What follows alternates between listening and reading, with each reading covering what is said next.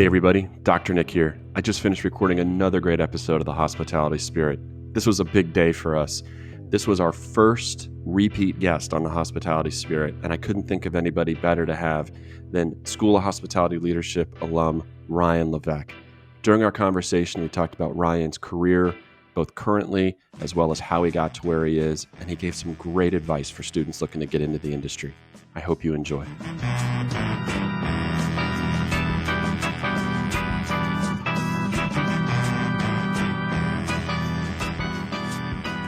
Just a quick update on Ryan since he was on the podcast last time. I'll present a little bio and some of the new things that Ryan is doing. Ryan LeVeque is a graduate of DePaul University School of Hospitality Leadership. His extensive industry career has focused on operations and revenue management in the lodging industry. Ryan has worked for over 25 properties throughout the country, from San Francisco to Fort Lauderdale and many places in between, including Chicago. Recently, Ryan began freelancing revenue and business development for the short-term rental space. His most recent project is with Off the Hook Hideaway, a boutique luxury property on Florida's West Coast. Currently, Ryan lives in Fort Lauderdale and enjoys the Sunshine State by means of golfing, paddleboarding, and beach volleyball. Ryan, thanks for being our first return guest on The Hospitality Spirit.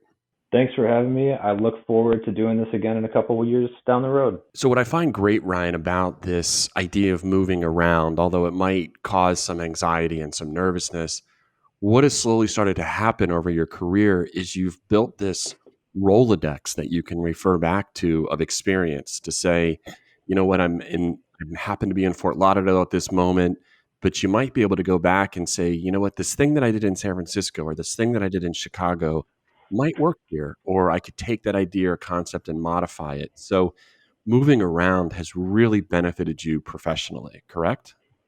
Yeah, absolutely. I mean, every hotel that I've worked with has brought upon a different challenge. And I think throughout all of those challenges, the Rolodex and the toolbox keep getting larger and larger. There's strategies that I've learned working with a hotel in Omaha, Nebraska, that I've been able to implement here in Fort Lauderdale to help us get out of the pandemic and kind of recover the property in terms of a revenue standpoint. And as challenging as it is, I think that's what makes the different properties so unique and interesting and kind of fun, more or less, is developing those strategies and understanding kind of what the data tells you and how to make a little bit more money in different places. Interesting. We might have talked about this on the last podcast, but I'm curious, what got you into the revenue management side of the industry? Well, I have to attribute it to, this is going to sound kind of cheesy, but I think that the professors at DePaul really helped me understand that was going to be my niche within hospitality. Yeah, appreciate that. Yeah, so you got the check I sent, right? Yeah. Yeah, I'll cash it tomorrow. Hopefully it clears, right? But no, I came to DePaul kind of lost in a way. I wanted to pursue business, but my background at that point hadn't really been in hospitality, but I was good at customer service. And initially when I graduated high school, I was really dead set on becoming an architect. And I think that having a strength in numbers and also having that architectural or strategy type mindset, the two meshed really well. And I found a nice niche in revenue management. Interesting. This idea of the short-term rental space. And this is something that people are incredibly passionate about. And they're either passionate about it that they love it, or passionate about it that it needs to be heavily regulated because it's seen as a threat, depending on which side of the industry you're speaking from or which side of the economy you're speaking from. How do you define short-term rental landscape, and tell the listeners, if they're not familiar with it, a little bit about it? Yeah, so the property that I'm involved with is kind of unique because it's different in that it's not a traditional Airbnb or city center apartment or, something like that. And I think that that's what makes the short-term rental space interesting, because it's not defined.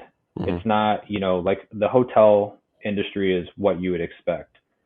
It's a room, it's a shower, it's a bed to sleep on, and you get kind of a consistent product across all the brands you look at. But I Hmm. think the interesting part about the short-term rental is that you're not going to get the same experience anywhere you go, and it's good and bad, right? Because Hmm. you could have a great experience in one place, and then you go to another with a different group of friends or different family members, and it's a much different experience, just depending on what you're trying to accomplish. But for me, at first, I thought that the space was going to somewhat cannibalize the hotel industry, and there has been some impact. But at the end of the day, it provides a different opportunity for people to travel. And overall, I think it's good for travel and good for the hospitality industry. But where I think we lose a little bit of the luster is that um, there are some of the short-term rental participants, I guess, Hmm. houses, spaces that kind of give a bad name for it overall, and it makes people a little bit more hesitant. Hmm. And when it comes to booking, especially at a luxury price point, it makes it a little bit more difficult too, because Sure. it's hard for people to visualize themselves in a certain place based Yeah. on maybe an experience they had in the past. So a lot of the work that you're doing right now is you're kind of helping them with revenue management and kind of branding and website design. Is it, are you really just taking the skills that you're using in a traditional brick and mortar hotel and just applying that to the short-term rental area? Or is it a skill set that's totally different that you've just had to kind of acquire and learn throughout your career? Yeah, for me, it's completely different because I've never been on the sales and marketing side of hotels. I've always had great partners that have done that in collaboration. So this is is pushing me a little bit more outside of my comfort zone, and I'm having to, understand social media marketing. I have to understand what a good website design looks like, Hmm. and is it working? Is it not working? So it's definitely been a challenge. While there are some skills from the revenue management side, whether it's putting together a price calendar or understanding what a length of stay might be for a different season, those are things that I think come a little bit more naturally to me. But the other Hmm. stuff has been a real challenge, but it's also been really exciting. How are you keeping up? One of the questions that I like to ask people, and I think I actually asked it to you when you were on the podcast last time. How are you keeping up to date on all the current trends and all the regulatory changes and everything about the short-term rental segment? Really, Google. I mean, there's different algorithms and things built into our social media, which makes it great because you really don't have to look that far for the information that you want. Hmm. So Google's got me pretty dialed in on Yeah. on my search trends and can just spit out the data for me and the information. And then, we also have in the short term space, there's not a whole lot of information out there that will tell us where are the demand pockets and things like that. So it's all a lot of it's gut instinct as well. But when Hmm. it comes to like the regulatory stuff, um, all of that is pretty much front and center when I open up my homepage. Do you see a lot of variation between, I mean, you're now doing this in kind of the west coast of the Gulf side of Florida. I mean, Mm. are you aspiring to branch this out to take these concepts and to take these skills of maximizing revenue to other states or other countries, or are you just going to focus kind of locally now? I've thought about it, and it's definitely a space that I would like to explore more. I don't think, I don't know how much bandwidth I'll have in the future to do that. It would have to be something, I would have to go all in on Hmm. and remove myself from the hotel side of things if I wanted to do it. But it also would depend on finding the right partners, in terms of people that have properties that are looking to do something a little bit more boutique style like we are, Hmm. and stay out of um, the commercial space as it comes to short-term rentals. Hmm. The biggest benefit of that is that you can really vet your customers and guests and make sure that it's the right fit for the property. And you also save a little bit bit of money as well from the consumer side and on the host side because you don't have as many expenses.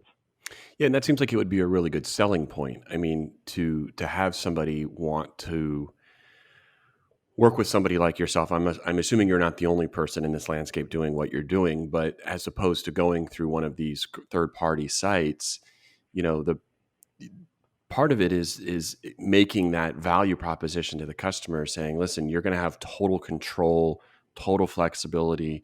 There's probably an aspect of education where you've got to kind of educate them what the benefits are as you go through and vet these clients.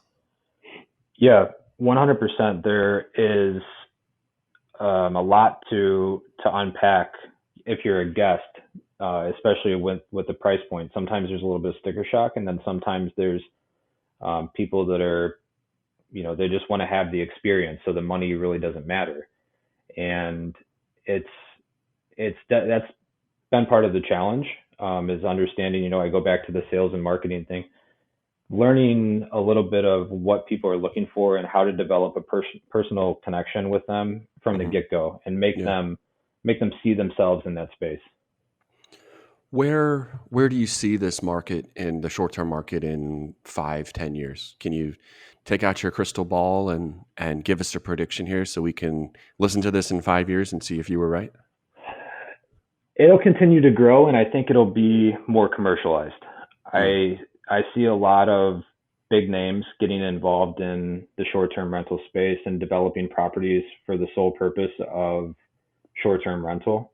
Mm-hmm. So I think that the commercialization will come up, but with the rising cost of real estate, it's going to be a little bit more difficult to enter into the market. Mm-hmm. But then you have companies like Picasso who are kind of using the short-term rental and using the timeshare and using real estate investment and putting them all in one package. Mm-hmm. And that's an interesting side of the business as well. Ryan, as we kind of wrap up our final question, you mentioned earlier how valuable your experience was going to school at DePaul in the School of Hospitality Leadership. And I have always been impressed on your willingness to mentor students. You've been an active participant in our mentor program. Those students have gone on to get amazing jobs with amazing companies. You believe in this idea of mentorship firmly, and that's wonderful to see. And I would ask you as our final question, if someone's listening to this podcast and they really want to get into revenue management, what advice would you give them to get out of the gate with a really, really strong effort? Oof.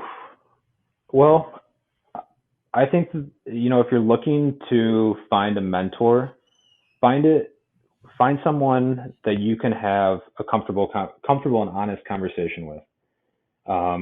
Whether it's, someone that you feel comfortable telling about your family history or opening up to them and telling them, something like things that make you uncomfortable. That's somebody that, as long as you can develop a really personal relationship with, that person's going to help you succeed long run. And I think what I've found in people that I consider mentors is that, they're people that will be honest with you and you can be honest with them. They'll tell you you're making a bad decision. They'll tell you, this is what I see in that situation, whether it's career advice or advice in your personal life. It's always someone that you can go back to and know that you're getting the best advice or guidance or mentorship, I guess. Yeah, and we say it all the time on the podcast, and I hate to be a broken record for the listeners, but this idea of building relationships with people is really one of the keys to how this industry works. That you have to have that relationship built from a professional standpoint. Because I'm going to go out on a limb here, Ryan, and I'm going to say some of the hotels that you've worked for, you've gotten a job offer, you've heard about an opening because of your professional network. It's not that you were sitting scouring the internet looking for jobs. Someone either dropped you an email, picked up the phone and called and said, I've got this opening. I think you'd be great for it. Would you consider applying? That's funny you say that because I joined Marriott shortly after sitting next to one of the market leaders for Chicago in a DePaul hospitality class. I was I was in as I think it was the ratio and data analysis class, It's a good helping class. judge some of the presentations regarding Star and like the market. But I was sitting next to the market leader of Chicago and the director of revenue at the Marriott Marquis, who brought me on eventually as the transient revenue manager. So it is all about the network, and it is all about the connections. This industry is so small. Yeah. You'll meet someone who worked with somebody, and it's always 2 degrees of separation, really, Yeah. between you and the next person that you know. And that's the hospitality spirit. I mean, that's what we talk about. We define it in lots of different ways, but it's about a willingness to be passionate about this industry. It's about forming relationships. It's about sometimes putting yourself in a situation that might make you a little nervous or anxious, but you know that the experience of being in that situation is going to benefit you from years to come. Ryan, I can't thank you enough for being our second time guest on the Hospitality Spirit. It brings me so much joy to see that you're doing well, to see that a DePaul alum, an SHL alum is out there having a positive impact on an industry that I know we both love so dearly. So thanks for being on the podcast today.